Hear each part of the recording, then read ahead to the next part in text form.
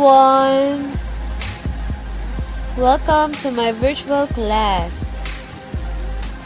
I am Mom J and I'm your teacher for today. Happy learning! Ngayong araw naman, ipapaliwanag ko sa inyo ang tungkol kay linear equations. So, umpisahan ko na. So, what is linear equation? So, it is another representation of linear function f defined by f of x equals mx plus b. So, another representation lang siya ni linear function. So, nagamit naman natin to nung nakaraan. So, a linear equation is an equation in two variables which can be written in two forms. So, meron siyang dalawang mokhak. So, standard form, which is ax plus by equals c, where a, b, and c is an element of real numbers. A and b not both 0. So, hindi dapat equal sa 0 si a at si b. And the slope-intercept form, which is y equals mx plus b, where m is the slope and b is the y-intercept. M and B is an element of real numbers. So, nakita nyo naman na yan nung previous nating lesson. So, rewriting an equation from standard form to slope-intercept form. So, dito tayo mag-focus kung paano magsulat ng equation from standard form to slope-intercept form and vice versa. So, ito muna yung unahin natin. So, si standard form, di ba siya ay naka-form as ax plus by equals c. So, i-convert natin siya as y equals mx plus p or slope-intercept form. So, kung napapansin nyo, sa standard form, si ax at si by ay nasa kaliwa. At yung c natin ay nasa kanan. So, si c, yan yung ating constant term. Constant siya. Kapag kinonvert natin siya into slope-intercept form, kung napapansin nyo, si y na lang yung naiwan. 'Di ba? So, kanina, sa standard form, kasama niya pa si ax. Ngayon, naging y na lang siya. So, naiwan si y. So, saan napunta si ax? So, si ax napunta sa kanan. So, ito na siya. Naging mx, tapos si c, yung ating constant term, yan, naging b. So, si b na siya. Naging si slope, naging si y-intercept na siya. Tapos si ax naging slope-intercept form. So, lumipat lang si ax sa kanan. Ganun lang siya kadali. So, kailangan lang niyang iwan si y para makasama si b or si c kanina. So, let's have an example. So, number 1, we have x plus y equals negative 2. So, ang x natin dito ay positive. At ang y natin ay positive. So, wala muna tayong numerical coefficient. So, puro mga variables muna. Okay? I-convert natin siya as y equals mx plus b. So, dapat si y lang maiiwan sa kaliwa at kailangan si x mapunta sa kanan. Gagamit muna tayo ng long method. So, ito yung ating given. So, we have x plus y equals negative 2. So, using addition property of equality, so dahil kailangan mawala si x sa kaliwa, so mag-a-add tayo ng negative x. Both sides. So, using APE or addition property of equality. So, mag-add tayo ng negative x sa kanan, sa kaliwa at sa kanan. So, ayan.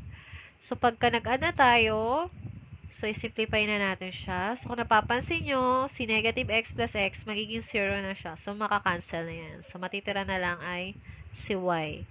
And then, so, magiging negative 2 plus, or dahil negative si x, so magiging negative 2 minus x. So, magiging ganyan na siya. Eh, dahil ang ating form ay kailangan mauna si x bago si b, so, kailangan natin pagpalitin ng pwesto yung dalawa. So, magiging ganyan na. So, y equals negative x minus 2. So, yan yung ating sagot. Diba? Ang dali. Ngayon, kunin natin yung slope tsaka y-intercept. So, alam naman natin si slope, siya yung katabi lagi ni x. So, dahil ang ating x dito ay wala, ibig sabihin, meron siyang invisible 1. So, ang slope natin ay negative 1.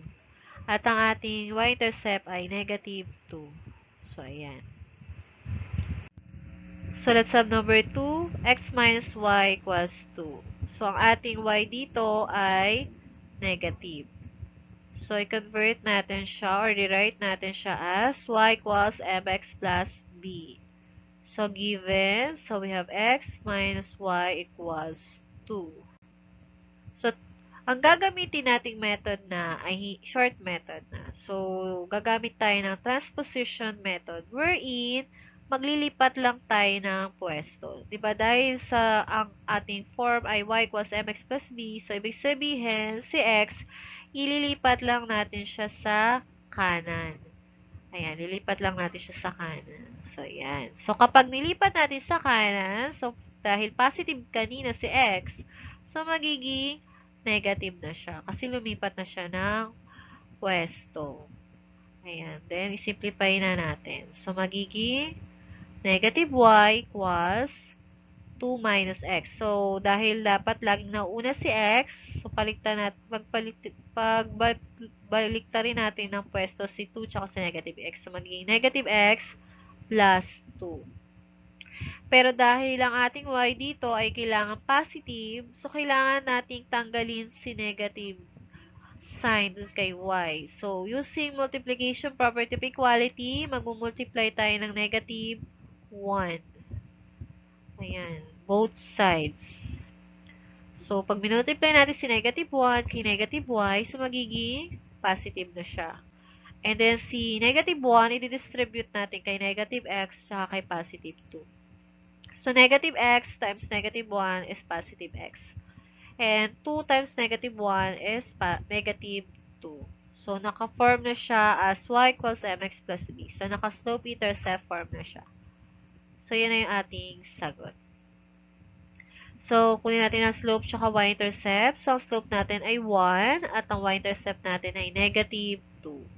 So, tatandaan nyo, si slope, laging katabi yan ni x at ang ating y-intercept, siya yung nag-iisang number lang natin. So, let's have number 3. We have 5x plus y equals 10. So, this time, yung ating x may katabi ng number. So, meron na siyang numerical coefficients. So, i-rewrite natin siya as y equals mx plus b. So, given, so 5x plus y equals 10. So, using the shortcut methods, so we will use the transposition method, wherein, inilipat lang natin si x sa kanan. So, from positive 5x, magiging negative 5x na siya. And then, simplify na natin siya. So, dahil dito, nauuna si 10 bago si negative 5x. So, kailangan natin pagpalitin sila ng pwesto. So, magiging y equals negative 5x plus 10. So, naka-form na siya as y equals mx plus b. So, wala na tayong ibang gagawin. So, yan na yung ating sagot. So, kunin naman natin yung slope tsaka y-intercept. So, ang slope natin dito ay negative 5. At ang ating y-intercept ay 10. Number 4. X plus 4y equals negative 8.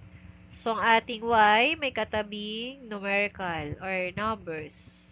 So, i-rewrite na natin siya as y equals mx plus b. So, given, so x plus 4y is equals to negative 8. So, using transposition method, inilipat lang natin si x sa kanan. So, from positive x, magiging negative x.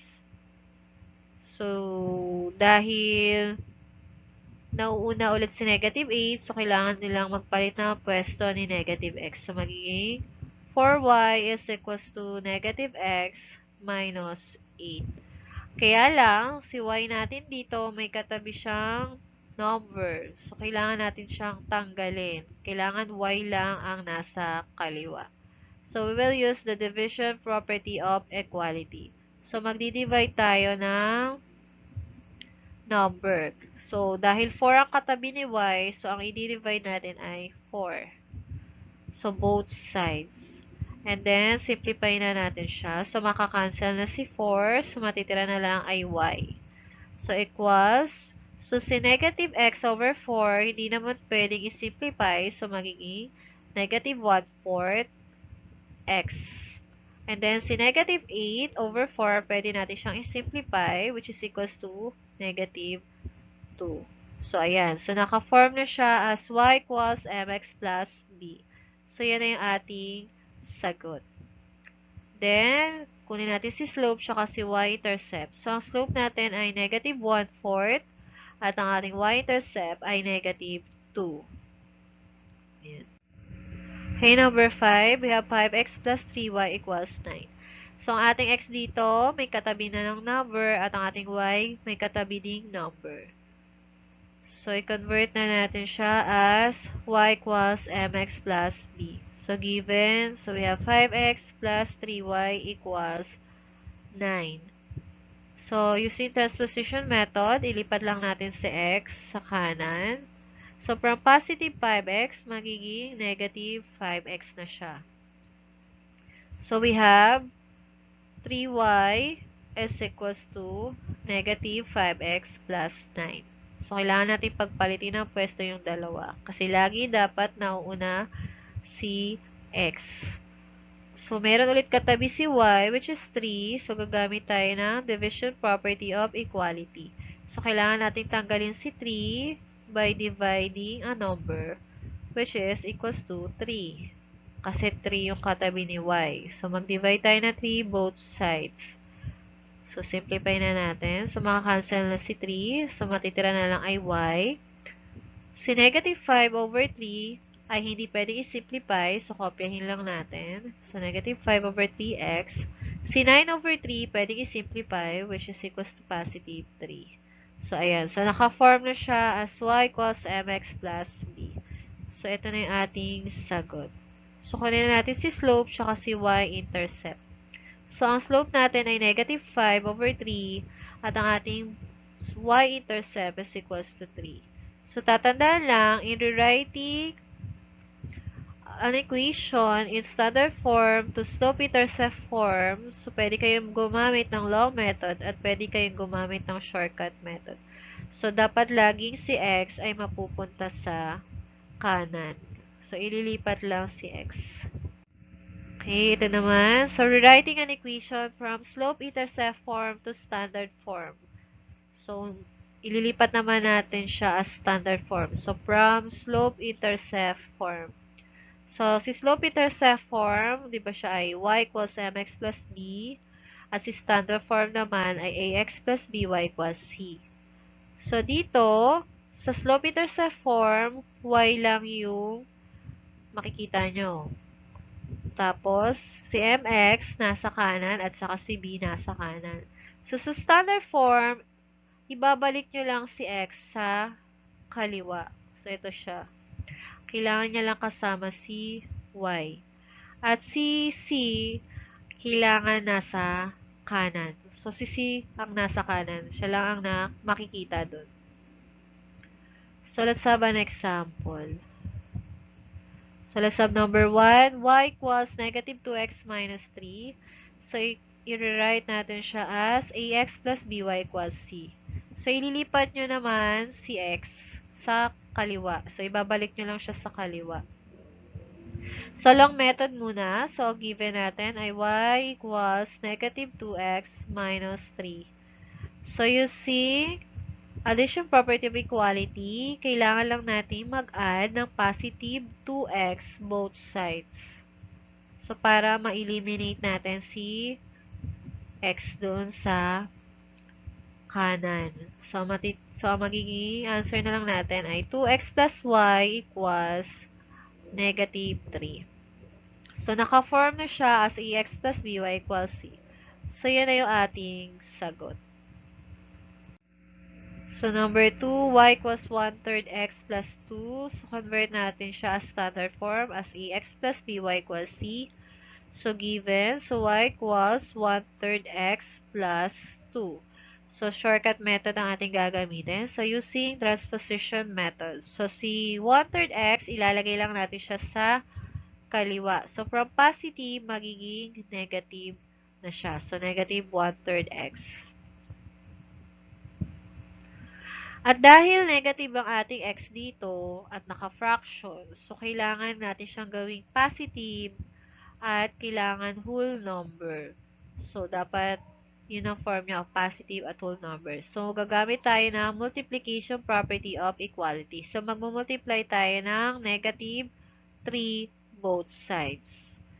So, then using distributive property, so magiging x na lang yan. At negative 3 times y is equals to negative 3y. Then, 2 times negative 3 is equals to negative 6. So, naka-standard form na siya. Naka-x plus by equals c na siya. So, yan na yung ating sagot.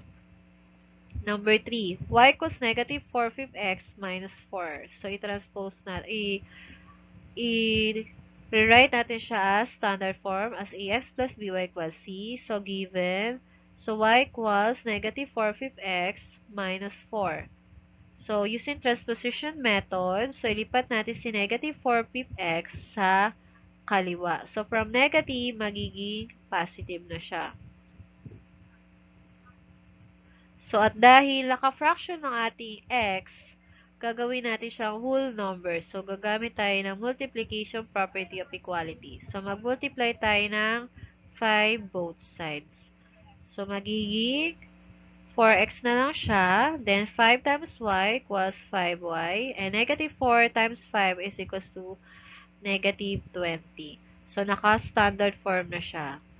So, ito na yung ating sagot. So, pagka nag-rewrite tayo ng equation from slope-intercept form to standard form, wala tayong ibang gagawin kung hindi ilipat si x sa kaliwa.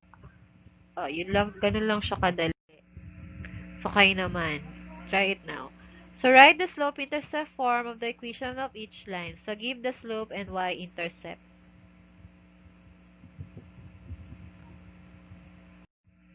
And letter B, so write the standard form of the equation of each line.